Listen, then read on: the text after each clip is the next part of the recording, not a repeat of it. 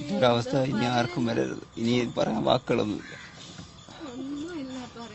ഇനി കൊറേ പട്ടികളെയും കൂടെ വളർത്തിയതുകൊണ്ട് കണ്ടില്ലേ, ഇവിടെ തന്നെ പട്ടികൾ വളർന്നു കയറി പോന്ന കണ്ടില്ലേ, കുഞ്ഞുങ്ങളെ ചികിത്സിക്കുന്ന എല്ലാ സഹായവും ചെയ്ത് എങ്കിൽ തന്നെ അവിടെ വേസ്റ്റ് കൊണ്ടിടരുത്, ഇടുന്ന എല്ലാരോടും പറഞ്ഞു. ഒരു മനുഷ്യനും കേട്ടില്ല. അത് തിന്നാൻ വന്ന പട്ടികളെ എന്റെ കുഞ്ഞിനെ കടിച്ചു കീറിയത്.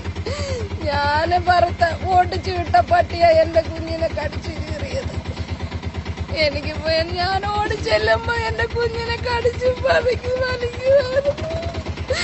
അപ്പോഴേ എടുത്തോണ്ട് പോയി. ഞാന് ഇപ്പൊ താണ്ട കൊണ്ടുപോയി. ഇനി കാണാനില്ല എന്റെ കുഞ്ഞിനില്ല.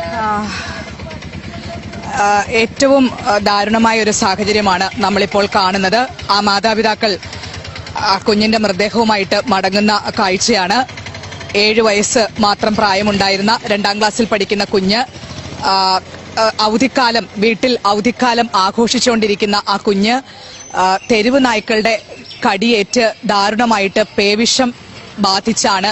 പേവിഷബാധ സ്ഥിരീകരിച്ചാണ് മരണം സംഭവിക്കുന്നത്. കഴിഞ്ഞ ഏപ്രിൽ 8-ാം തീയതിയാണ് കുഞ്ഞിനെ തെരുവ് നായ്ക്കൾ ആക്രമിക്കുന്നത്. വീട്ടുമുറ്റത്ത് കളിച്ചുകൊണ്ടിരിക്കുന്ന കുട്ടിയെയാണ് തെരുവ് നായ്ക്കൾ ആക്രമിച്ചത്. അത്രയും അന്ന് തന്നെ തിരിച്ച് എത്തിച്ച്, അതായത് ആശുപത്രിയിൽ എത്തിച്ച് വാക്സിനും അതുപോലെ തന്നെ സിറവും ഒക്കെ എടുത്തിരുന്നു. അതായത് പ്രതിരോധത്തിന് എന്തൊക്കെ ചെയ്യാൻ ഒരു മനുഷ്യനെ കൊണ്ട് സാധിക്കുമോ അതൊക്കെ ആ കുഞ്ഞിന് വേണ്ടിയിട്ട് ആ വീട്ടുകാർ സമയബന്ധിതമായിട്ട് തന്നെ ചെയ്തിരുന്നു. പക്ഷേ കുഞ്ഞിനെ രക്ഷിക്കാൻ സാധിച്ചില്ല. അവസാന ഡോസ് വാക്സിൻ കൂടി ബാക്കിയിരിക്കുകയാണ്.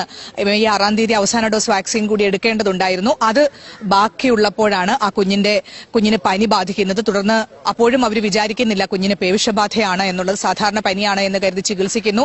പക്ഷെ പിന്നീട് മനസ്സിലാകുന്നു പേവിഷബാധ ആണ് എന്നുള്ള കാര്യം. അങ്ങനെ തിരുവനന്തപുരത്തെ SAT ആശുപത്രിയിലേക്ക് കൊണ്ടുവരുന്നു. വെന്റിലേറ്റർ സഹായത്തോടു കൂടിയാണ് കഴിഞ്ഞ 4 ദിവസം കുഞ്ഞിന്റെ ജീവൻ നിലനിർത്തിയിരുന്നത്.